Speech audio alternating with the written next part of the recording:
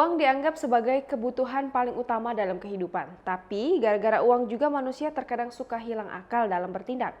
Seperti tindakan buruk yang dilakukan pria satu ini, cuma gara-gara sang anak tidak memberi jumlah uang BLT yang diminta olehnya, bapak satu ini tega menganiaya anak gadisnya.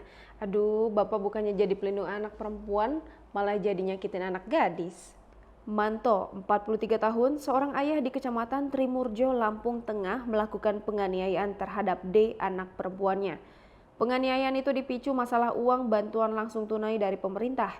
Kini Manto sudah diamankan pihak kepolisian dan ia mengakui perbuatannya. Kepada pihak penyidik Polsek Trimurjo, Manto mengatakan awalnya meminta uang Rp300.000 yang baru saja diambil anak perempuannya, D, 16 tahun di kantor pos Trimurjo.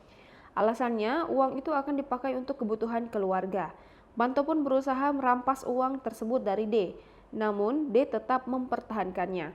Manto naik pitam dan langsung menghajar wajah korban. Dia mengaku membutuhkan uang itu untuk kebutuhan sehari-hari. Pasalnya, ia sudah tak bekerja lagi.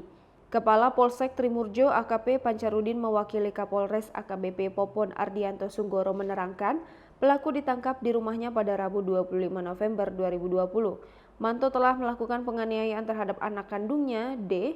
Korban dipukul di bagian wajah hingga memar. Menurut Kapolsek, Manto meninju wajah anaknya berkali-kali. Karena merasa kasihan, kakek korban lantas melapor ke Polsek Trimurjo.